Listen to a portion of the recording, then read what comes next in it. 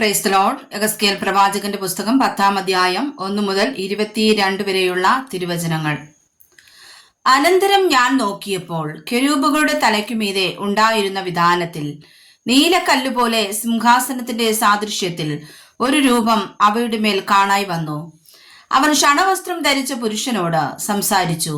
നീ കെരൂബിന്റെ കീഴെ തിരിഞ്ഞുകൊണ്ടിരിക്കുന്ന ചക്രങ്ങളുടെ നടുവിൽ ചെന്ന് കെരൂബുകളുടെ ഇടയിൽ നിന്ന് നിന്റെ കൈ നിറയെ തീക്കനലെടുത്ത് നഗരത്തിന്മേൽ വിതറുക എന്ന് കൽപ്പിച്ചു.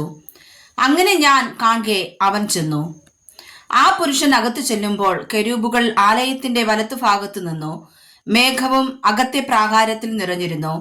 എന്നാൽ യഹോവയുടെ മഹത്വം കെരൂബിന്മേൽ നിന്ന് പൊങ്ങി ആലയത്തിന്റെ ഉമ്മരപ്പടിക്ക് മീതെ നിന്നു. ആലയം മേഘം കൊണ്ട് നിറഞ്ഞിരുന്നു. പ്രാകാരവും യഹോവയുടെ മഹത്വത്തിന്റെ ശോഭ കൊണ്ട് നിറഞ്ഞിരുന്നു. കെരൂബുകളുടെ ചിറകുകളുടെ ഇരച്ചിൽ പുറത്തെ പ്രാകാരം വരെ സർവശക്തനായ ദൈവം സംസാരിക്കുന്ന നാദം പോലെ കേൾപ്പാനുണ്ടായിരുന്നു. എന്നാൽ അവൻ ഷണവസ്ത്രം ധരിച്ച പുരുഷനോട്, നീ കെരൂബുകളുടെ ഇടയിൽ നിന്ന് തിരിഞ്ഞുകൊണ്ടിരിക്കുന്ന ചക്രങ്ങളുടെ നടുവിൽ നിന്ന് തന്നെ നീ തീയെടുക്ക എന്ന് കൽപ്പിച്ചപ്പോൾ അവൻ ചെന്ന് ചക്രങ്ങളുടെ അരികെ നിന്നു. ഒരു കെരൂബുകളുടെ ഇടയിൽ നിന്ന് തന്റെ കൈ കെരൂബുകളുടെ നടുവിലുള്ള തീയിലേക്ക് നീട്ടി കുറെയെടുത്ത് ഷണവസ്ത്രം ധരിച്ചവന്റെ കയ്യിൽ കൊടുത്തു. അവൻ അത് വാങ്ങി പുറപ്പെട്ടു പോയി. കെരൂബുകളിൽ ചിറകുകൾക്ക് കീഴെ മനുഷ്യന്റെ കൈ പോലെ ഒന്ന് കാണായി വന്നു. ഞാൻ കെരൂബുകളുടെ അരികെ 4 ചക്രം കണ്ടു. ഓരോ കെരൂബിനരികെ ഓരോ ചക്രം ഉണ്ടായിരുന്നു. ചക്രങ്ങളുടെ കാഴ്ച പുഷ്പരാഗം പോലെ ആയിരുന്നു. അവയുടെ കാഴ്ചയോ 4നും ഒരു ഭാഷ ആയിരുന്നു. ചക്രത്തിൽ കൂടി മറ്റൊരു ചക്രം ഉള്ളതുപോലെ തന്നെ അവയ്ക്ക് 4 ഭാഗത്തേക്കും പോകാം. തിരിവാൻ ആവശ്യമില്ലാതെ തല നോക്കുന്ന ഇടത്തേക്ക് അതിന്റെ പിന്നാലെ അവ പോകുമ്പോൾ തിരിയുകയുമില്ല. അവരുടെ ദേഹത്തിൽ എങ്ങും മുതുകിലും കൈയിലും ചിറകിലും ചക്രത്തിലും 4നുമുള്ള ചക്രത്തിൽ തന്നെ ചുറ്റും അടുത്തടുത്ത് കണ്ണുണ്ടായിരുന്നു. ചക്രങ്ങൾക്കോ ഞാൻ കേൾക്കെ ചുഴലികൾ എന്നു പേർ വിളിച്ചു. ഓരോന്നിനും 4 മുഖം ഉണ്ടായിരുന്നു.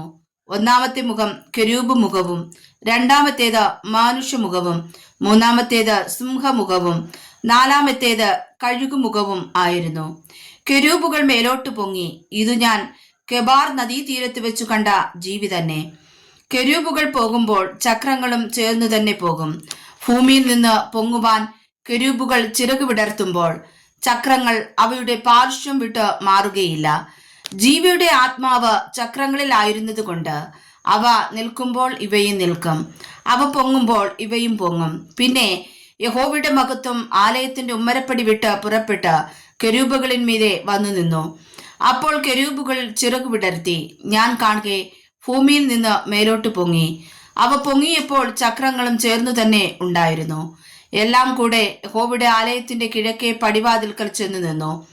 ഇസ്രായേലിന്റെ ദൈവത്തിന്റെ മഹത്വവും മേലെ അവയ്ക്കുമീതെ നിന്നു.